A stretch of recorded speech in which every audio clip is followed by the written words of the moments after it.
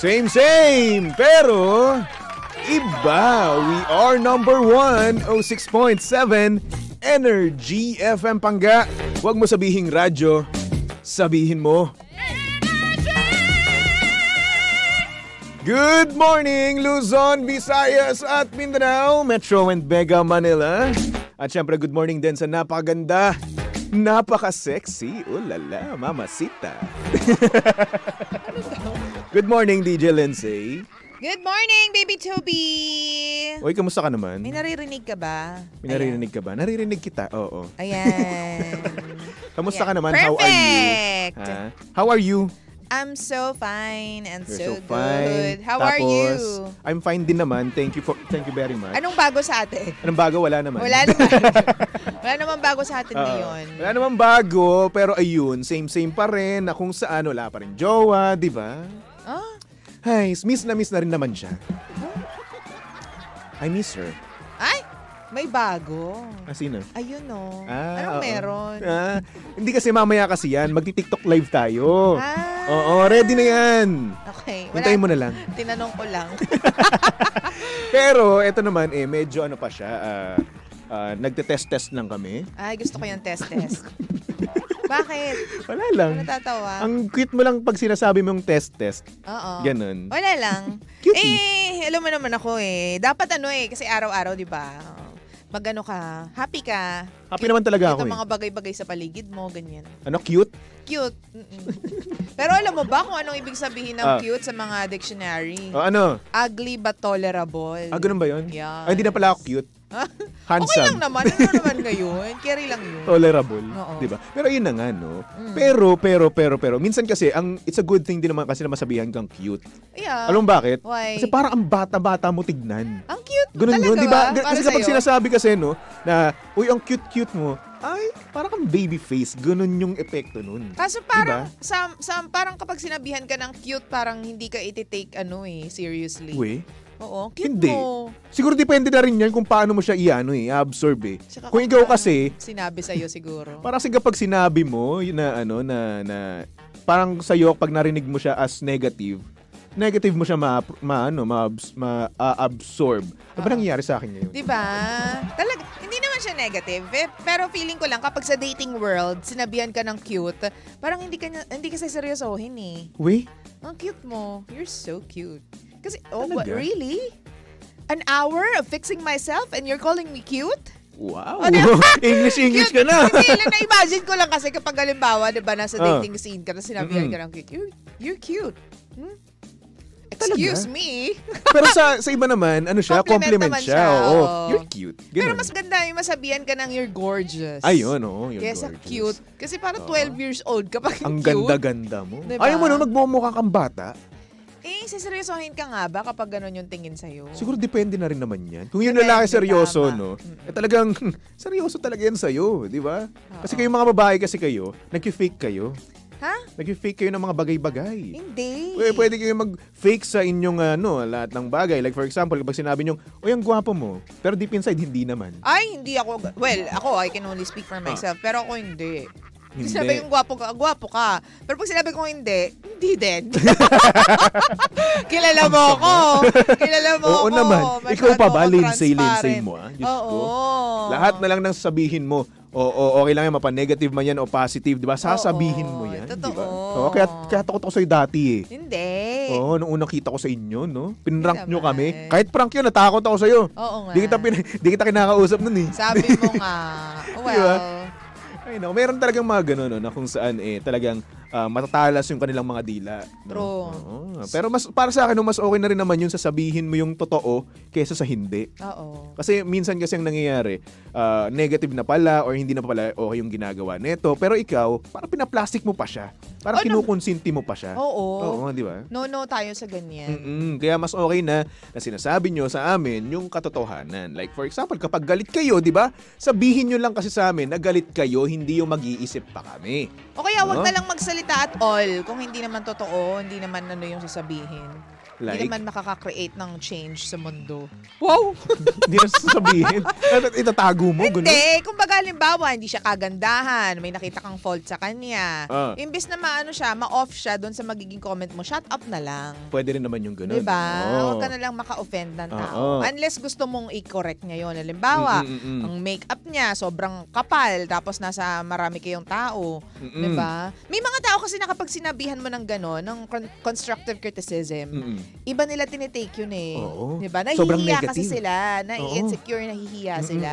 So, ang ang defense is magagalit, ganyan, maiinis, pakilunera to ng makeup, ganyan. Ay nako, hindi lang Diba? basta-basta sa makeup yan. Oo. Pati na rin sa lahat ng bagay, sa trabaho, ganyan. True. May mga ganyan na kung saan kapag nagsasabi ka lang naman ng constructive criticism, no? Pero hindi nila yung tinitake as ganun. Diba? Tinitake nila yun as negative. Negative. Diba? Na Sabi, imbes pakilamera ka. na pagbutihin nila yung gagawin nila, no? Wala, hindi. Oo. Yung pride nila or kung baga yung ego nila, andun pa rin. Di ba? Oo. Bahala ka dyan. Opinion mo yan. Kaya Ganun yung nga, sabihin nila. Di ba yung iba, hindi na lang nagsasalita kasi Oo. baka mamaya maka-offend or ma-offend Yes. siya. Pero kung totoong kaibigan ka, ikaw, ganun ka bang tipo ng kaibigan? Yung tipong kahit ma-offend siya, sasabihin mo pa din. Oo naman. Oo, sinasabi ko talaga yun. Kasi siguro para sa akin, no, mas okay na yung nako-correct ko siya, nasasabi ko sa kanya, at sa akin na mismo nang gagaling, hindi yun sa hindi niya pakilala. Oo, totoo. Diba? Mas yan. okay na yung ganun kasi concerned din naman ako. Like for example, sa'yo, diba? Kung, Uy, ano for yun? example lang naman, Okay, ito naman.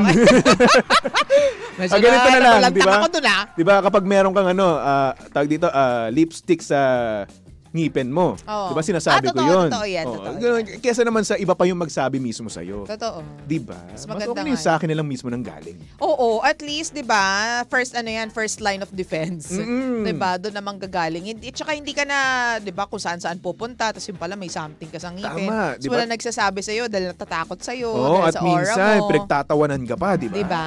Ganun kasi Ganun yun. yan. Kaya mas okay na galing na mismo sa inyong kaibigan. Ay, Diba? speaking of galing na mismo sa source, Ah. si Carlos Yulo nagsalita na siya tungkol dun sa mga Oo nga, sa mga issue. controversies about his family and yung relationship niya with Chloe. Napaano ko nga yun, na panood ko yun ng bahagya kasi minsan ayoko na ng mga issue eh. Ako Dead tin- kid ako. Tinapos ko kasi. Kinapos mo. Oo, tiningnan ko kung anong laman nung video. Ako hindi. Oo, pero nakita ko yung niya, yung so far na makukuha niya pag uwi niya dito. Ay, oo. Ang dami, Ang dami. parang gusto Sabi kong ko kaibiganin. Oo, in fairness Ay, naman. Boss Carlos. Si Carlos Hello. Yulo, in fairness. 'Di ba? Ang laman ng video na yun is yung sa nanay niya. Yung nakukuha niya na pera na hindi Tama. nakakarating sa kanya. Tsaka yung pag kontra nila dun sa relationship nilang dalawa ni Chloe. Mm-mm. Ay, nako. Australian girl pala yung Pero jowa ang ganda niya. nga eh. Yung jowa niya. No? At ito pa na Mahilig napag-alaman ka sa ko pa. ganong itsura. Bakit ba? May resemblance sila ni eh. Uy! Nung crush mo. Quiet. So anyway, ayun na nga. Ay, biglang inano yung Alam mo ba Oo. na na napag-alaman ko na itong babae pala yung nag-first move kay Carlos. Ah, talaga ba? Oo. Uy, scoop yan. Marites na Hindi, marites. Inano siya, in-upload siya or hindi naman kaya in-upload yon nung babae mismo. Ah, Na so nag-PM paano? siya sa IG ni Carlos. Diba? So fanay mode siya before? Oo. Oh. Sinabi niya doon na isa daw siyang fan. Oo. Kasi nag-reply naman si Carlos, no? Oo. Tapos ayun, nakakainggit. Diba, feeling, so into gymnastics din yung babae? Yes, siguro kasi fan siya ni Carlos eh. Oo. So yun din yung hilig niya. Oo. Diba? So anong nangyari, nag-PM nga tong si ate girl, no? Tapos ayun, the rest is history na nga. Alam mo, yan ang magpapatotoo na kapag hindi tayo gumalaw, walang mangyayari. So ayan na naman. Aawayin na naman mga lalaki. Hindi. Sinasabi ko lang na hindi ko nga kayo inaaway, ine-empower ko nga yung isa't isa eh. Na hindi dapat yung lalaki yung unang, may mga pagkakataon na kung kaya naman natin mga babae na to get the cheese, dapat gawin na natin. Diba? Dahil you never know. Baka mamaya naghihintay lang sila. Kasi alam mo, karamihan ng mga matitinong lalaki, hindi sila yung tipong lumalabas, umaalis. Minsan nasa bahay lang sila, naghihintay lang sila. Actually, wala silang ginagawa. Yes. Kaya if I were you, go ka na dyan, girl. Kung sino man yung pinaproject pa, go mo na yan, girl. Ito pala yung camera ko. Ako yun. Diba? Alam mo kasi, no? Make the move. Ang nangyayari nga naman kasi, di ba, karamihan sa mga good boy na yan, sa mga kung ano man na the best guy para sa'yo, no, ay ginagawa niyong friends. Friends lang. Well, At syempre, ayun na nga, no, gaya nga nasabi nga ni DJ Lensay, no, yung mga matitinong lalaki na nga naman talaga na para sa inyo, ay wala talagang ginagawa. Nasa bahay lang. Oo. Di ba? Naglalaro ng games, no, ng Valorant, no. Totoo yan. Nakatira sa Kawit, Uy. no. Tapos nandun sa may Sapphire Street. Hindi, pero totoo Kaya kung meron ka talagang, girl, ikaw, kinakausap kita. Kung may feelings ka para sa kanya, this is the perfect time to tell him how you feel. As in, take mo na to as a sign. Sa amin na nanggagaling to ni Toby. Go mo na yan. Titig na titig ka sa camera, ha? Kinakausap ko kasi siya. Kasi kailangan niya ng enlightenment. In short, i-PM nyo na ako. Di ba? Ganon. Papansinin mo ba? Ba, syempre. Nakapako ka sa ano? Hoy! Ay, nakapako ka sa trabaho. Ikaw, alam mo, minsan, madudulas ka na lang talaga paminsan-minsan eh. Diba? Ayan may nagpapagalaw ng baso sa'yo. Sabi dito, Sino? pagalaw ng baso, Baby Toby, si Jeric Dizon. Yun ako? Oh. Wala kasi sa akong cellphone eh. Oh, pagalaw daw ng baso. Jeric Dizon. Hello, Jeric. Hello, Jeric. Jeric, Hello. gutom na kami. Parang sarap na kape ngayon. Kapal eh. ng Oo. mukha. Jeric, gutom Ay, na kami. nako. Anyway, DJ Lensay, pag-usapan na natin ang ating mensahe nga kanina, no? Yerps. Ito na nga kanina. May nag-send sa atin ng message na kung saan yung kanyang partner ay sa una lang nangangalabit. Ay, Nangangalabit. teka lang. I mean, Ay, you mean? oo, yung ganon. Sa una lang siya. Sa una lang. Tapos, Di ba ganyan ka yung mga lalaki oy, sa una lang hindi, magaling? hindi. Shucks. Hindi lahat, ganon. Shucks. Pero yun na nga, no, yun nga ang sabi, nasa una na nga lang daw, palaging nangangalabit, yung tipong araw-araw, gabi-gabi, no? Pero pagsapit daw ng ilang years daw nila sa kanilang relasyon, ay wala na. Oh. Tapos, kung ayaw daw niya talaga, ayaw daw talaga. Wala nang dilig. Yun ang sabi niya. Walang dilig. Wala na daw dilig. Pero kapag naman daw siya, no, kapag gusto naman daw nung partner niya, tapos Okay. ayaw naman niya, pinagbibigyan naman daw. O syempre, wala nga siyang dilig. Alangan hindi niya pagbigyan, hindi siya nadiligan. Oo. Diba? So yun na nga. Ang tanong, ikaw ba? Ano Anong yun? masasabi mo kapag sa mga ganitong sitwasyon? I feel you. Hoy, Kuya Ryan! Ba't ka nanonood dyan sa labas? Hindi.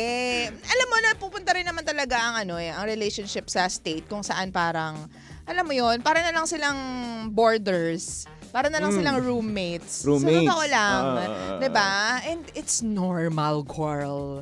Alam mo, nasa iyo ang bola. How to spice things up. Kung sa tingin mo wala nang effort yung lalaki, pero mahal nyo naman yung isa't isa. May ganyan kasi, hindi naman forever para yung jugs-jugan moment kayo eh. 'Di ba? Pero ito na nga, since nasabi mo nga, no, ikaw na yung bahala dyan to spice things up, no? Ano yung nga ba yung karaniwang ginagawa ng mga babae to spice things up? Ay, pinipilit. Kung hindi ka makukuha sa santong sa santong dasalan, makukuha kita sa santong paspasan. Ganun yun. Hindi Santong po pwedeng- biglaan. Oo, santong Ganun. biglaan. Hindi po pwedeng paano? So, ganun. Uy, tigilan nyo ko. Kumbaga, aanuhin mo siya. Pipilitin mo. Ganun. Hindi, minsan kasi nasa lang yan eh. Di ba? Nasa pagkukondisyon. O sige, ano pa? Paano mo siya kukondisyonin? Yan. Hello? Paano mo kukondisyonin? Hi, can I kiss you? Can I kiss your... Alam mo, may bumanat sa akin eh. Ano? Sana Hindi nagugustuhan ng ano. Ano nga yun? masyadong dirty. Ay. Kanina Ano dito ba? sa TikTok live, may bumabanat sa akin. Ah, Sabi niya, sana naging sinulid ka na lang, ako karayom. para? Ituloy mo. Context ba? Teka, namumula ako. Hindi ko alam kung pwede to o hindi. Baka mamaya mawalan pa ako ng chance magkaroon ng KBBI. Alamin mo na lang kung bakit yung karayom at saka yung sinulit. Ito kasi, di ba, ang karayom kasi, di ba, nilalawayan mo muna, binabasa mo Oh! bago mo ipasok sa karayom mismo. Oo. Ganon. Ay, oo nga no. Gamitin ko nga yun mamaya. Nakahanap ng style. Ang sakit, namumula na ako. Hindi. Alam mo, hindi nga, pero totoo ha, responsibility nyo both to spice things up. Kasi Tama. yan yung dyan nagkakaroon ng problema kapag wala ng effort, kapag wala ng excitement. Although, dumadating naman talaga na nawawala yung excitement dahil sa pagod. Biro Actually, mo kung isa pa yan. meron pa kayong anak, di magpapalit kayo ng lampin, lagi kayong puyat, dahil Diba? magpapadede pa yung nanay. Paano nyo maiisip ang di ba, jugs-jugan moment? Siyempre, hindi na. No? Diba? Pero ako, pag ako nagkaroon ng asawa, Hmm. ay nakong gusto niya, gusto ko. Kung ayaw niya, gusto ko pa rin. Ganun ako. Oo, pero mag-iiba talaga yan kapag nagkaroon na kayo ng iba-ibang ganap sa life. Pero Lalo na actually, pag totoong mag-asawa na kayo. Kaya lalong-lalo na kung yung trabaho yun, nagdedemand talaga ng sobrang effort, sobrang time, di ba? At pagod na pagod talaga. Di ba? Oo, iba kasi talaga yung pressure na kapag together na kayo in one roof, ganyan, sa isang bubong. Tapos minsan, maglilinis ka pa ng bahay, di ba? Oo. Tapos ang mangyayari dyan, magde-defrost ka pa ng ref, di ba? Oo. Kung ano-ano pa. Ang daming chores. Oo, ang dami. Oo, Di ba? Tapos yun, mapapagod ka na lang, tapos pawis-pawis ka pa, di ba? To the point na parang mawawalan na kayo ng drive sa sarili nyong, sa inyong mismong dalawa. Hindi lang isa, no? Kundi kayong dalawa mismo. Kaya nga, very Dami. important yung meron kayong date night palagi. Very, very important yan. Kailangan ninyong ibigyan ng oras yung relasyon ninyong dalawa. Yes. Hindi po pwedeng sabihin na lagi kayong pagod. Pero kung halimbawa, bagong anak yung babae, yun yung very understandable. 'Di ba? Kasi yung kanyang physical at saka yung biological system niya, maa-alter yan pagkatapos manganak. So, dapat talaga maghintay pa ng 4 months Bakit? pagkatapos manganak. Bakit? Wala, sinasabi ko lang, I feel for all those mothers out there. Oo. Kasi nga naman, babae ka nga naman. Alam mo na yung mga ganyang bagay. Diba? Ang hirap niya. 9 months na wala. Diba? Pero, 9 months na wala, tapos maghihintay ka pa ng another 2 to 4 months. kung ikaw, hypothetically lang naman. Oo. Kung ikaw mabubuntis, Oo. gagawin mo pa rin ba yun? Bakit hindi? Bakit hindi? Pwede naman. Walang bata-bata. Anak, ilihis mo muna ulo mo.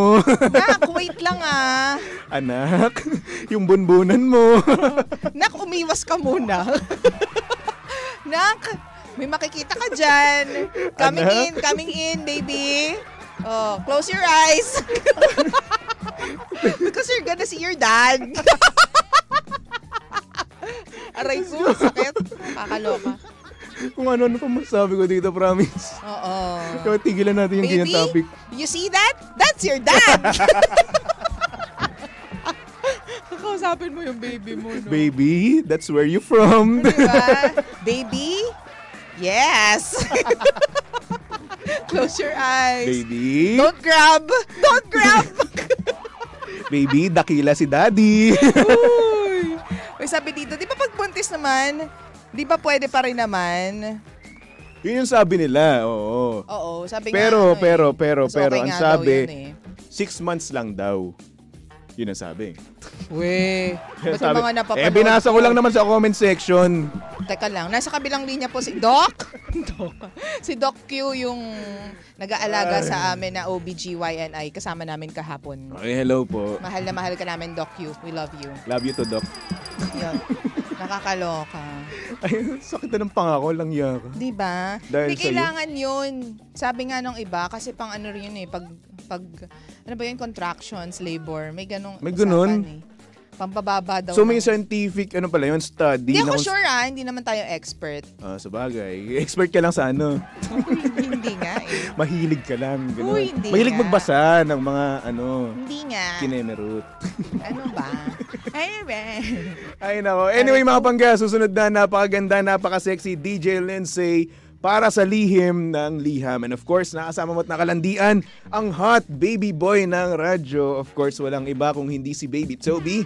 At Hey! syempre, si Baby Toby ay pwede yung stalk at i-follow sa lahat ng kanyang social media accounts. Hanapin nyo lang, Baby Toby 1067. DJ Lindsay, meron ka bang babatiin? Good morning! Wala akong babatiin. Wala. Wala Sa naman. comment section. Lagi na lang Wala? kasing, ayan, si Jeric Dizon, hello. Si Justin Oropesa, tawa sila ng tawa. Ha ha ha, boogsh. Sabing ganyan. Yan po si Kuya Ryan, nandyan nanonood sa labas. May nagtatanong sa akin dito, Baby Toby single or taken? Single. Hi, Single. hello din kay Paulo, kay Shine, kay Megumi, Oo. Kay Martinez Eugene, ayan. Kay Liza Mendoza, hello. Hello. Sabi niya, Toby, jowa muna. Sino yun? Pag-jowa na ako next time. Sino yung isa? Ha? Sabi natin mo. Si Liza Mendoza. Bakit? Ah. Anyway, mga pangga, for our next song, here's a song from, ano yan? Sabi dito, Nene Boboy, palagay ko si Toby ay very energetic at lovable husband. Oo naman. Siya ay mag-aasawa. Oo naman. Di tayo sure dyan. Oy, sure ako. I'm sure. Hindi tayo sure. O bakit? Hindi nga tayo sure. Sure ako. Okay. Alam mo, tagal kong hinintay to. Tagal ko ng single. Ano? Iba yun. Hindi iba yun. Mm-mm. Wala. Okay. Ayun ako. Anyway, tumutok lang dito sa estasyong same. Pero, iba. We are number 1, 06.7, Energy FM Pangga. Huwag mo sabihing radyo, sabihin mo.